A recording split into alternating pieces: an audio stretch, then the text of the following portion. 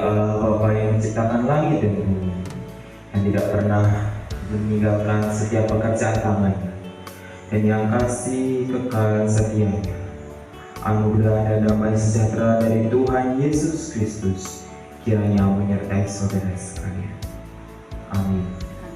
Mari kita menyanyi dari Tuhan saudaraku, dan ku hanya berharap padamu,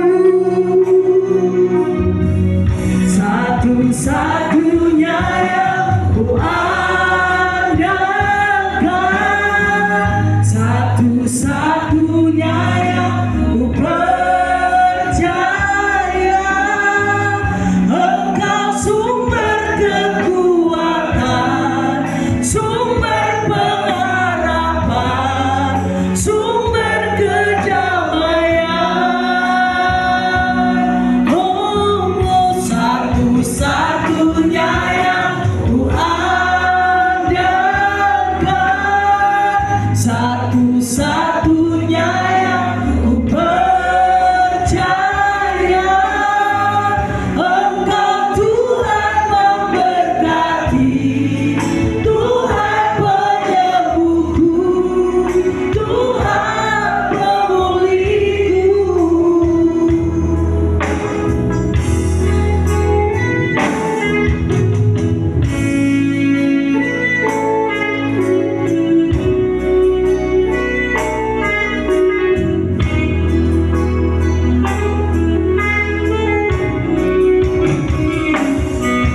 Engkau Tuhan yang setia,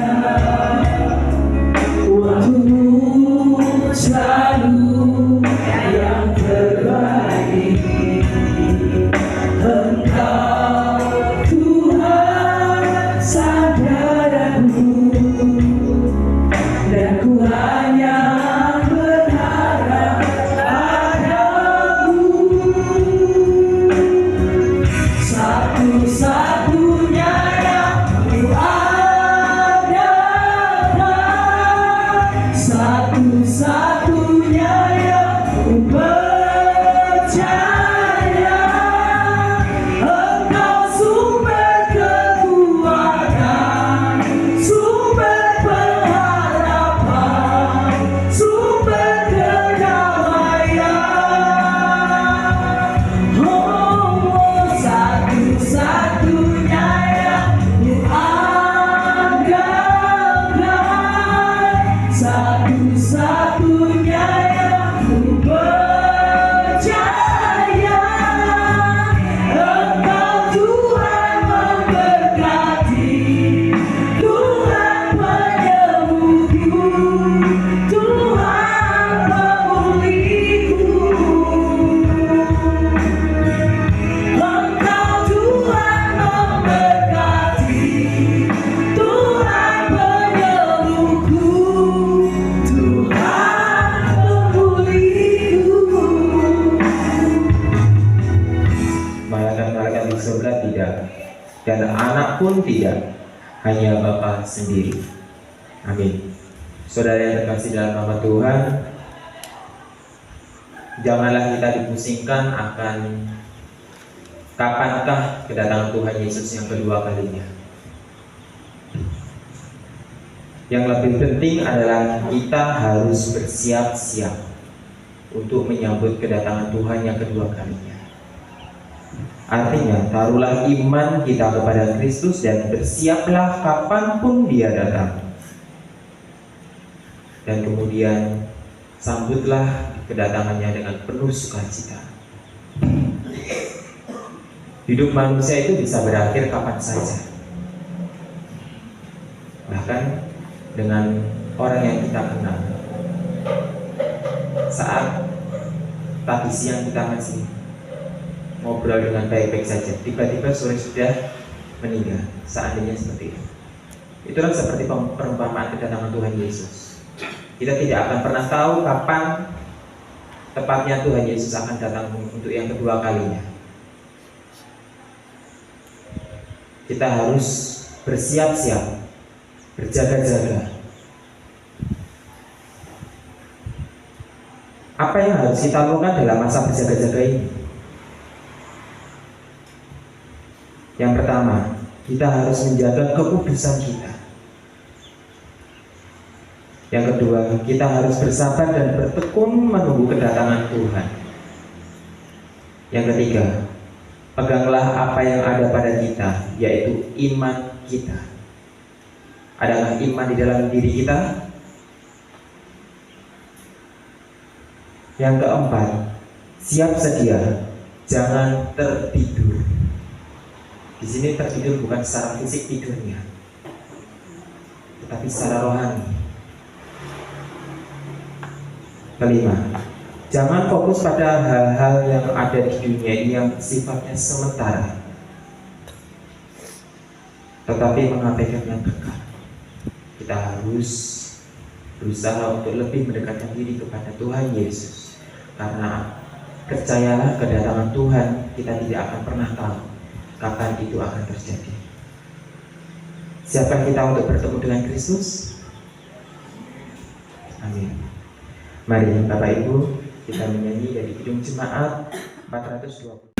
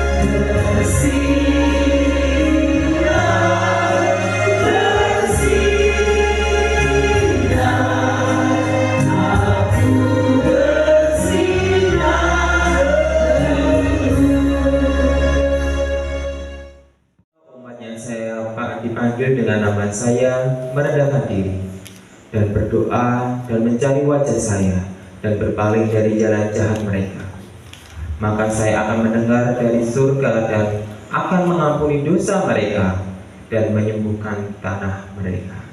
Amin. Inilah yang mendasari kita untuk memohon pengampunan diri kepada Tuhan. Bapak Ibu, kami berikan waktu sejenak untuk merenungkan setiap kesalahan dosa yang kita lakukan, perbuatan yang tidak layak yang kita lakukan di hadapan Tuhan. Untuk itu mari kita mengakui dosa kita. Setiap kesalahan dan dosa yang telah kami perbuat Tuhan, kami mengaku kami bersalah dan berdosa Tuhan. Ampuni kami, ampuni jiwa yang kotor ini Tuhan. Layakkanlah kami hingga kami boleh berhadirat di dalam rumah-Mu yang kudus Tuhan.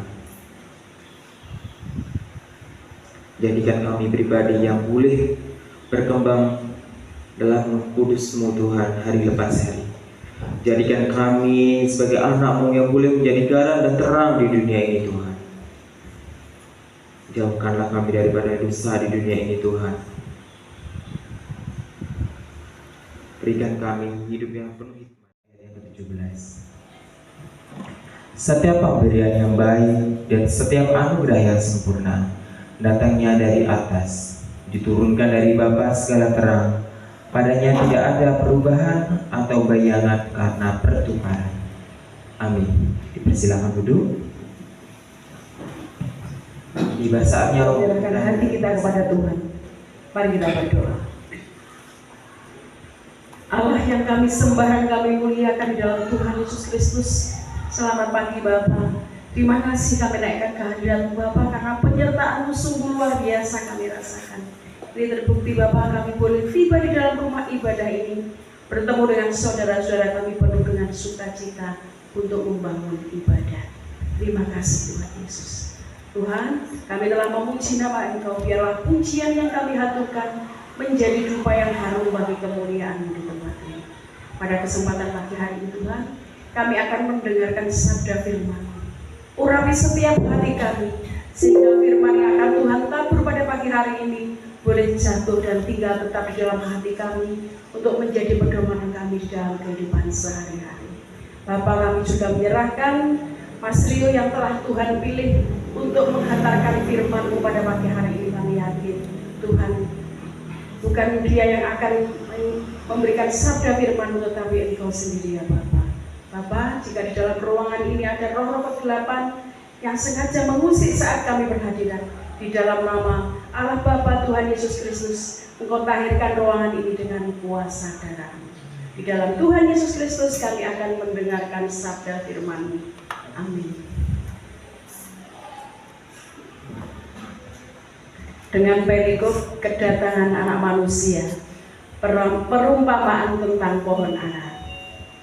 Tetapi pada masa itu, sesudah siksaan itu, matahari akan menjadi gelap dan bulan tidak bercahaya, dan bintang-bintang akan berjatuhan dari langit, dan kuasa-kuasa langit akan goncang. Pada waktu itu, orang akan melihat anak manusia datang dalam awan-awan dengan segala kekuasaan dan kemuliaannya. Dan pada waktu itu pun ia akan menyuruh keluar malaikat-malaikatnya dan akan mengumpulkan orang-orang pilihannya dari keempat penjuru bumi, dari ujung bumi sampai ke ujung langit. Tariklah pelajaran dari perumpamaan tentang pohon ara. Apabila ranting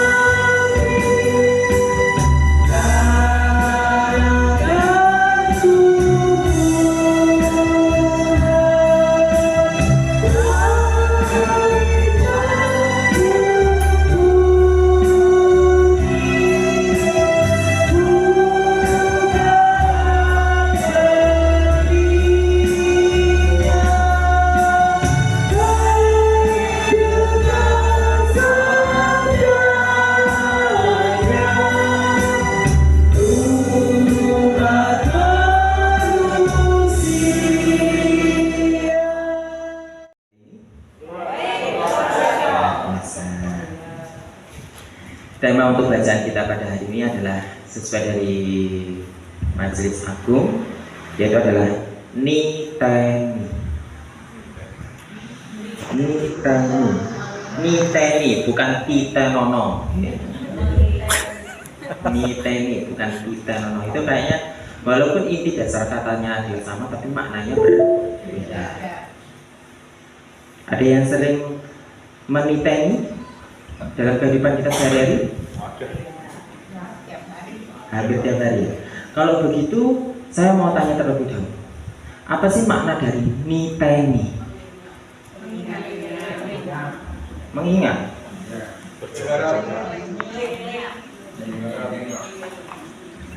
Niteni itu menurut bahasa Jawa, kamus bahasa Jawa, artinya memperhatikan situasi dengan teliti. Contohnya, biasanya kalau mau hujan, yang dititeni itu apa ya? Mendung. Kalau mau flu, biasanya bersin, ya kan? Itulah adalah termasuk jika yang disebut sebagai niteni.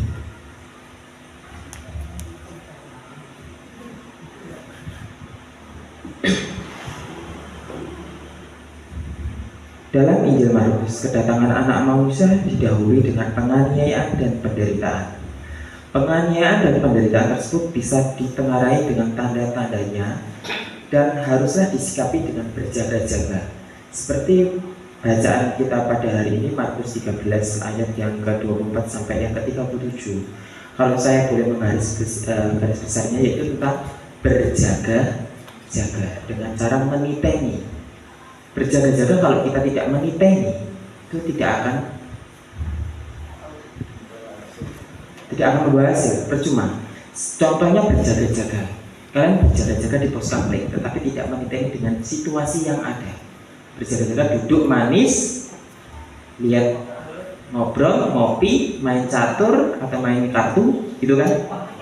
Tapi tidak meniteni dengan kondisi yang ada di sekitarnya. Yang dimaksud Tuhan di sini, berjaga-jagalah, itu juga harus meniteni dengan keadaan yang ada. Tanda-tanda kedatangan Tuhan itu sudah semakin dekat.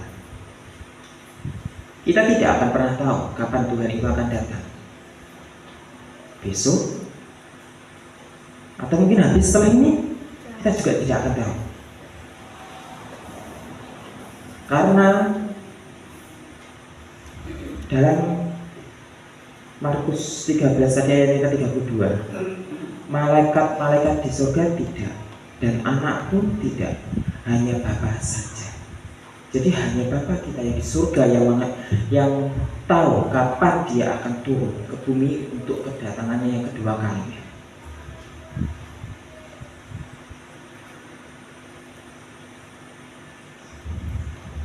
Dalam teks Injil Markus menjadi bacaan hari ini, berjaga-jaga artinya melihat sambil memberikan perhatian, mengindahkan dan menarik pelajaran dari situasi yang akan dihadapi.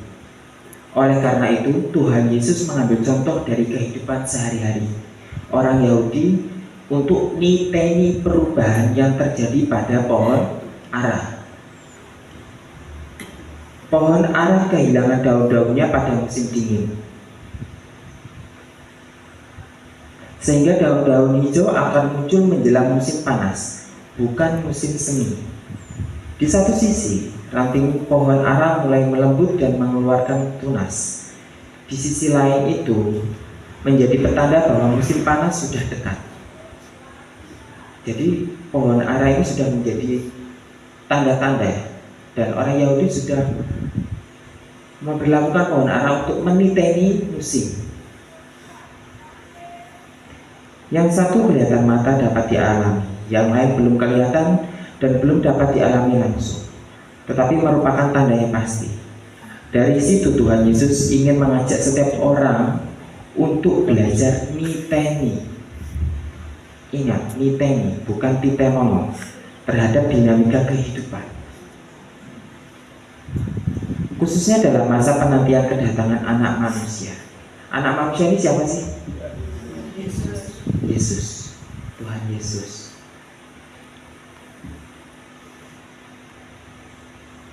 Kayaknya kaku ya hari ini ya? Enggak kan? Enggak kaku ya? Karena saya merasa kok beberapa kali pertemuan terakhir saya kayaknya kaku gitu ya.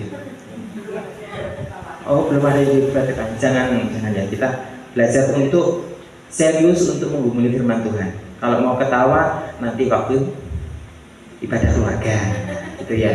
Nanti di mari ya.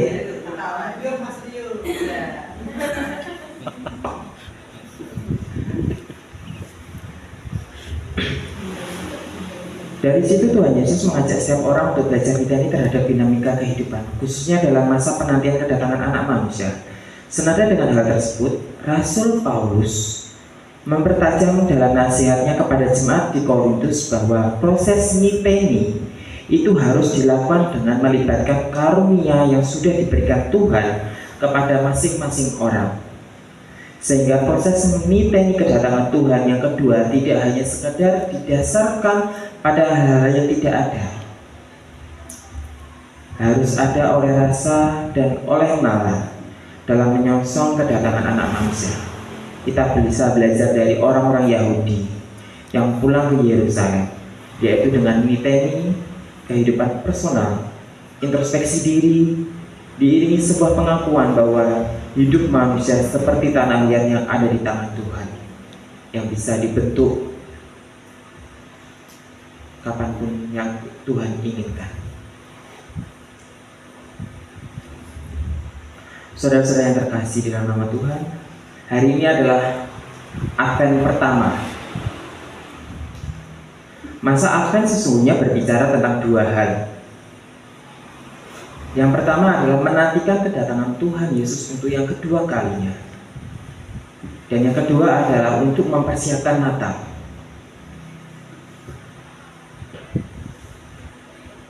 Saya mau bertanya kepada jemaat yang dikasihi Tuhan.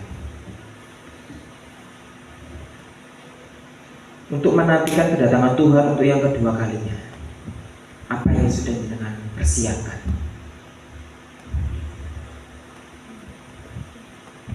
Apa yang sudah Anda persiapkan untuk menantikan kedatangan Tuhan Yesus? Rajin ibadah, rajin berdoa,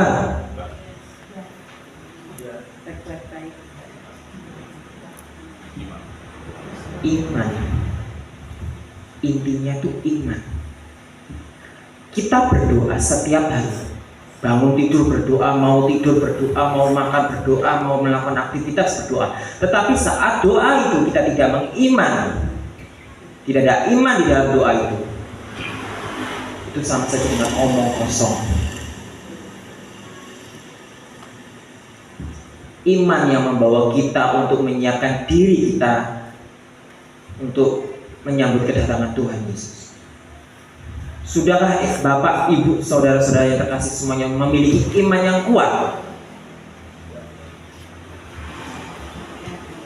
Sudahkah memiliki iman yang kuat? Sudah? Belum? Kata-kata. Selayaknya kita merendahkan diri di hadapan Tuhan dengan cara jangan menyombongkan diri. Imanku wis gede, imanku sudah besar, aku sudah melayani Tuhan pagi, siang, sore, malam. Tidak seperti itu. Melayani Tuhan bukan berarti juga menambah iman. Kalau pelayanan kita hanya semata-mata untuk dikagumi oleh orang lain, seperti yang saya sampaikan pada bulan November kemarin itu. Kuatkan iman kita.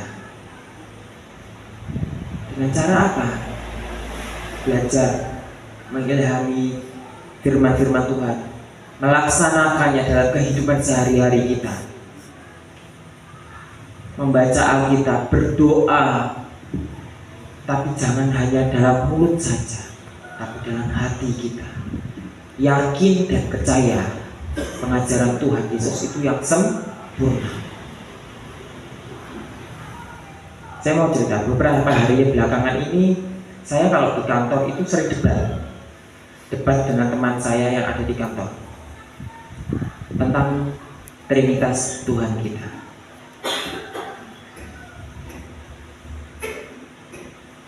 Tuhan, saya dikasih tahu sama teman saya, kok iso Tuhan itu dari manusia turun ke bumi, terus mati, terus naik ke surga, terus nanti turun lagi ke bumi. Berarti ini kan kamu mau Natal ya saatnya? Iya, ini mau Natal. Kenapa? Berarti habis ini merayakan kelahiran Tuhan Yesus. Iya. Terus kapan Tuhan Yesus datang lagi? Kalau kamu tanya seperti itu, kalau saya sudah tahu, saya nggak akan kerja di leasing. Ngapain saya kerja di finance? Saya tiap hari di gereja berdoa. Kalau saya tahu kapan Tuhan Yesus itu datang, ngapain saya mikir dunia saya? Kenapa saya mikir kedagingan saya? Ya saya pikir mempersiapkan diri untuk kedatangan Tuhan Yesus. Tapi Tuhan Yesus tidak mengajarkan saya untuk fokus kepada Tuhan Yesus semata. Bagaimana kita melakukannya firman Tuhan di kehidupan kita sehari-hari? Itu termasuk pelayanan diri kita kepada Tuhan.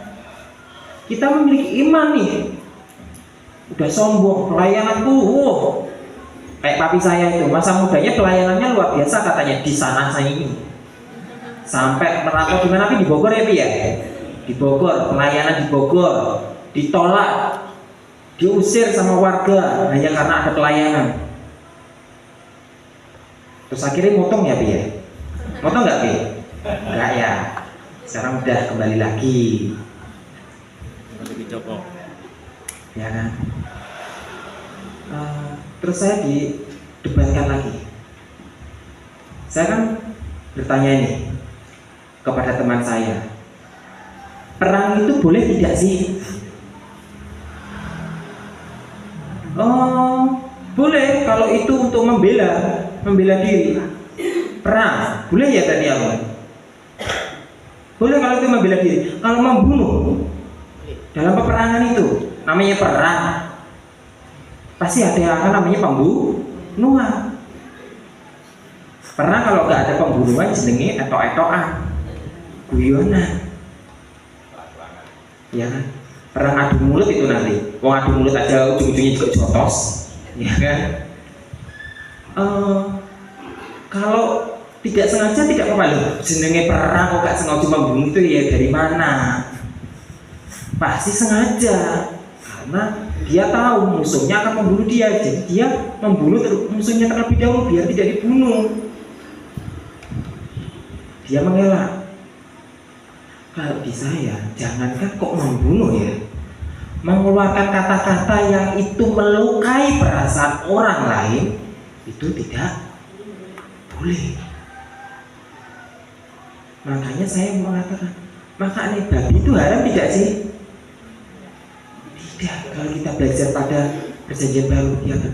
Babi itu tidak haram. Yang haram itu bukannya masuk ke dalam mulut, tetapi apa yang keluar. Yang keluar itu apa sih? Kata-kata perkataan. Saya gitu kan.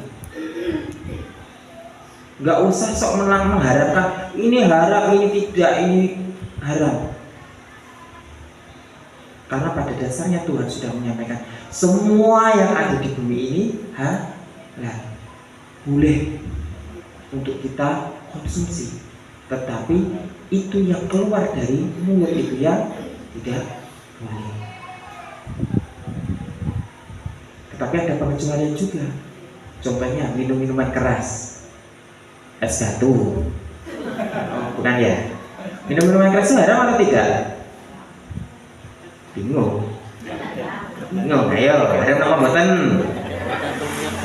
Tidak, tetapi jika itu berlebihan dan memabukkan, baru itu yang dikatakan haram. Membuat diri kita tidak sadar diri, membuat diri kita terlena untuk duniawi itu yang kita sebut sebagai haram di mata Tuhan. Akhirnya saya kalau di kantor tuh hampir setiap jam istirahat saya nggak tenang karena debat terus. Karena puji Tuhan ya, saya cuma tunggal di kantor itu, nggak ada yang anak Tuhan tuh cuman saya. Jadi ya saya kalau Jumat gitu ya di kantor sendirian, yang lain keluar. Saya jaga kantor, berjaga-jaga. Jadi saya di kantor berjaga-jaga ya, berjaga-jaga. Bukan menantikan kedatangan Tuhan, tapi menantikan kalau ada maling lagi. Menantikan kalau ada sesuatu yang jahat ini. Itu juga mengajarkan kepada saya untuk berjaga-jaga dan tidak tertidur. Bukan tidur secara fisik ya tadi saya sampaikan. Fisik tidur boleh tidak? Boleh. Masa nggak boleh turu? Kon melek, juga maling nanti ya. Iya kan? Boleh tidur. Tetapi yang tidak boleh tidur adalah rohani dan iman kita.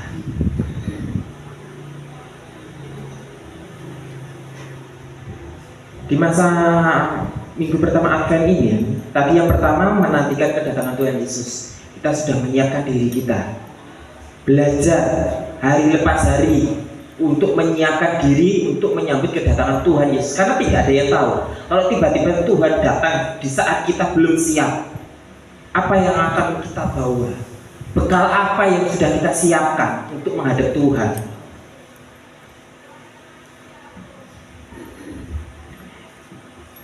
Yang kedua adalah mempersiapkan Natal. Kisah tentang kelahiran Tuhan Yesus. Ada sukacita nggak kalau Natal ini? Saya dari dulu, dari kecil, kalau boleh terus terang, kalau namanya Natal itu kok seneng ya? Nggak tahu kenapa. Padahal saya juga nggak merayakan waktu itu. Saya nggak merayakan. Tapi saya suka. Kalau di TV, setiap tanggal 25 pagi, saya pasti lihat ibadah Natal itu, ibadah perayaan Natal di Vatikan itu ya. Biasanya yang disiarkan di televisi TVRI atau Indosiar itu ya waktu itu. Indosiar ya. Saya suka ngikutin aja.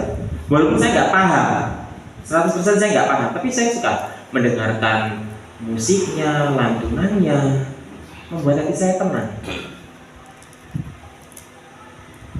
Apa yang sudah Bapak Ibu persiapkan untuk menyambut Natal? Baju baru?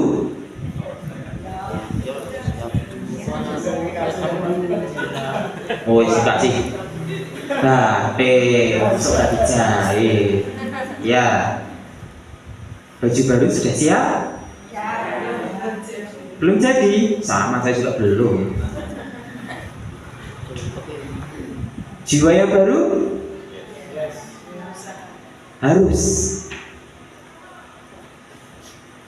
Setiap Natal kita diajarkan untuk memperingati kelahiran Tuhan Yesus.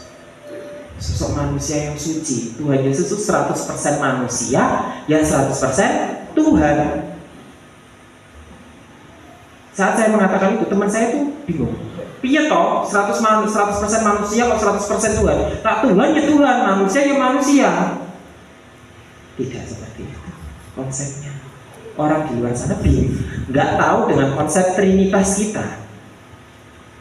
Makanya mereka selalu bertanya-tanya, lelapo Tuhan dari surga, enak-enak di surga, kok turun jadi manusia menderita, terus disalib menebus dosa kalian. Kenapa? Karena kecintaan Tuhan Yesus kepada kita, mengasihi kita, tahu kalau kita ini dosa, kita ini berdosa, ya kan? Jangan pikir kalau contohnya aja guru itu dosa enggak sih? Pernah melakukan dosa enggak? Pernah. Ayo, ngentit duit, ngentit bantuan sosial, bos. Pernah apa mboten? Mboten nggih? Belum.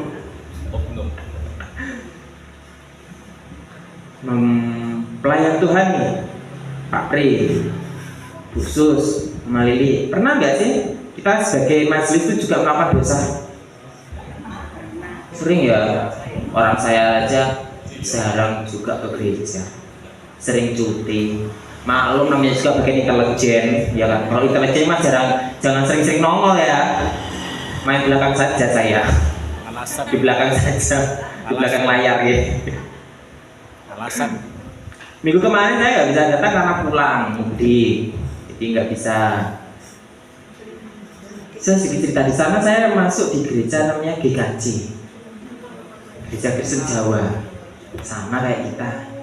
Cuma lantunan musiknya tuh lebih slow ya, lebih melo banget. Saya ngikutin ya. Iki kayak itu salah kamu dicepet nih ya. Dosa ya, dosa. Tapi gimana lagi, musiknya terlalu mendayu-dayu. Tapi saat firman saya mencoba mengilhami, belajar. Dimanapun saya berada, saya harus belajar untuk menyiapkan diri menyambut kedatangan Tuhan. Saya tahu kalau sudah waktunya bulan itu mulai September, Oktober, November, Desember. Kalau kata papi saya dulu, zaman dulu ya Pi ya, kalau sudah namanya itu sudah mulai persiapan Natal. Banyak latihan. Bapak Ibu sudah latihan belum? Nanti. Pemudanya sudah siap belum? Siap. Siap kok, siap. Oh, pemudanya melempem gitu. Pemuda di depan kok. Pemudanya bukan di depan. Ini perwakilan saja. Saya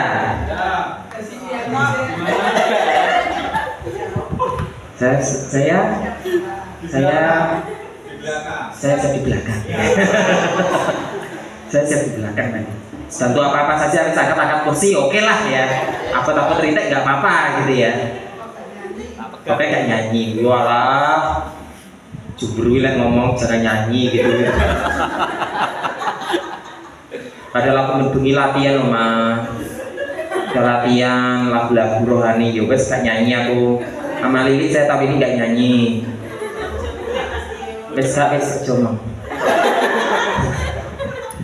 Oke, dalam masa niteni ini menyongsong niteni, ingat niteni itu belajar sambil mewaspadai di sekeliling kita. Bahwasanya tanda-tanda Tuhan Yesus itu untuk datang kedua kalinya sudah dekat. Dalam liturgi gereja, sesungguhnya 4 minggu Advent adalah masa niteni bagi kita. Baik niteni dalam kehidupan personal maupun komunal. Hidup kita mungkin seperti orang-orang Yahudi yang pulang ke Yerusalem dengan harapan membangun kembali bait suci.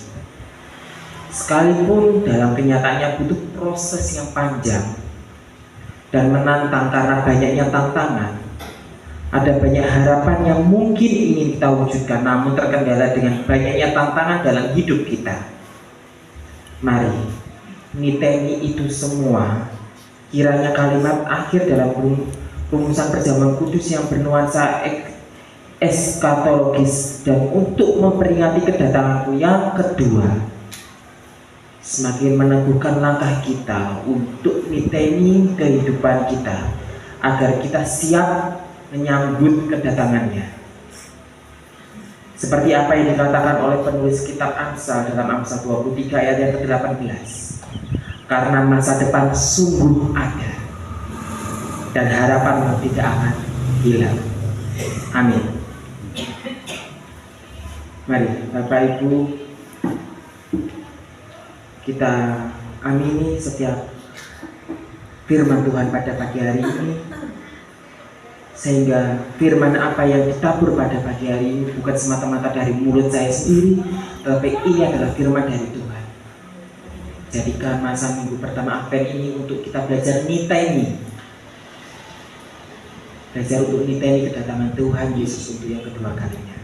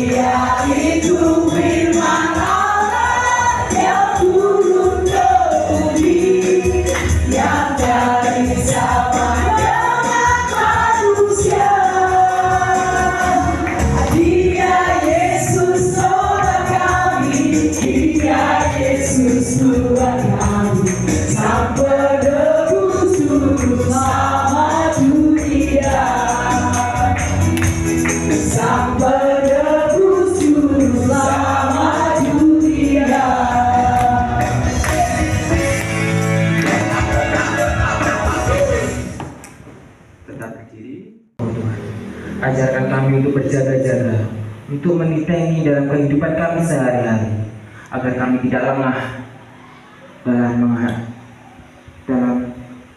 menyambut kedatangan Engkau Tuhan. Jangan biarkan kami terbuai, terlena oleh dunia ini Tuhan. Bantu kami Tuhan, angkat kami dari segala dosa ini Tuhan, agar kami siap untuk menyambut kedatangan Engkau Tuhan. Tuhan, kami berdoa untuk kami dan boleh menjadi tuntunan hidup kami Tuhan. Kami berdoa untuk bangsa dan negara kami Tuhan yang akan memasuki tahun politik Tuhan. Kami tahu, kami percaya akan semakin banyak kejahatan, akan semakin banyak simpang siur berita yang tidak benar Tuhan. Jadikan kami anak-anak Kristus yang dapat memilih untuk pemimpin-pemimpin kami yang lebih baik Tuhan, pemimpin yang boleh menjadi sarana perantara tangan Engkau Tuhan untuk mensejahterakan kehidupan kami Tuhan. Jangan biarkan pemimpin kami untuk lalai dan menjalankan kewajiban yang salah Tuhan, tetapi mereka harus bisa menjalankan kewajiban yang benar, dan itu semua karena kehendak Engkau Tuhan. Berikanlah kedamaian, sukacita, kesejahteraan bagi tanah nusa bangsa kami Tuhan, Indonesia ini Tuhan, agar kami boleh hidup di tanah ini penuh dengan sukacita. Kami berdoa untuk warga jemaat kami yang pindah sepuh Tuhan, berikan roh kesehatan, kesukacitaan, kegembiraan Tuhan kepada beliau-beliau ini di masa usia sejanya Tuhan, sehingga beliau-beliau ini boleh menikmati masa tuanya penuh dengan sukacita, tidak dengan kebesaran hati Tuhan, tapi dengan kegembiraan Tuhan, kesehatan. Itulah yang kami harapkan untuk saudara-saudara kami Tuhan. Kami berdoa juga untuk adik-adik kami Tuhan yang di masa sekolah Tuhan, dari yang tingkat paling rendah sampai tingkat tinggi. Engkau berkati Tuhan dengan Roh-Mu yang kudus, sehingga mereka boleh bersekolah dengan sukacita, mendapatkan ilmu yang boleh menjadi wawasan mereka dalam kehidupan sehari-hari, dan menjadikan mereka anak-anak Kristen yang boleh menjadi terang di manapun mereka berada. Kami berdoa juga untuk saudara-saudara kami yang mencari pekerjaan, mencari jodoh ini Tuhan, kiranya Engkau berkati, sehingga kami boleh mendapatkan masa depan yang lebih cerah lagi Tuhan, dengan pekerjaan yang lebih baik lagi, dengan jodoh. Berkati saudara-saudara kami yang sakit Tuhan, sehingga saudara-saudara kami yang sakit boleh hidup yang lebih baik lagi, boleh hidup yang sehat lagi Tuhan. Angkat setiap sakit penyakitnya Tuhan, melalui perantara-perantara yang sudah Engkau siapkan Tuhan. Kami percaya dan yakin setiap sakit ini akan merontokkan dosa-dosa kami dan akan menjadikan kehidupan kami yang lebih baik lagi. Ajarkan kami selalu untuk dapat berdoa kami akan kesalahan kami, seperti kami juga mengampuni orang yang salah kepada kami. Dan janganlah membawa kami ke dalam percobaan, tetapi lepaskanlah kami dari yang jahat. Dan Engkau yang punya kerajaan, dan kemuliaan sampai selama-lamanya. Amin. Allah dan menasihatkan kamu supaya kamu mempersembahkan hidupmu sebagai persembahan yang hidup, yang kudus dan yang berkenan kepada Allah. Itu adalah ibadahmu yang sejati.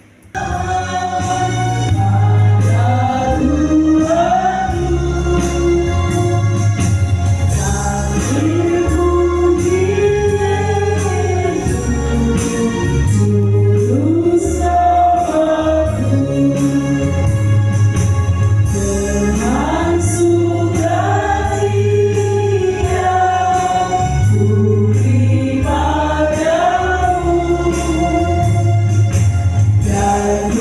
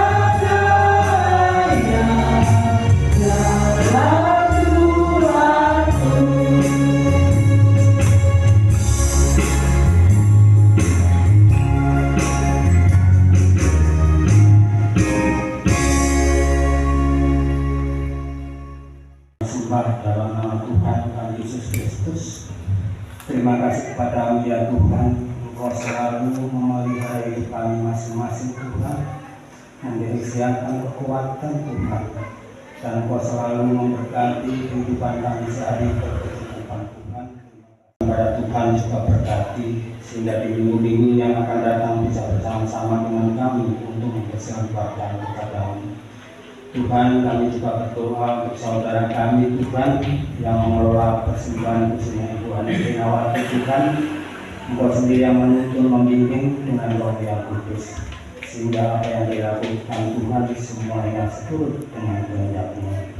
Hanya di dalam nama Tuhan Yesus Kristus doa ini kami naikkan. Haleluya. Amin. Kau berjalan dengan jurus selamatku, bila berbunga dan berair sejuk, sampai aku tiba di negeri bakal. Ikut Tuhan Yesus, ku tetap mendekat dan mengikutnya. Ikut Tuhan Yesus, tiada mana juga ku mengikutnya.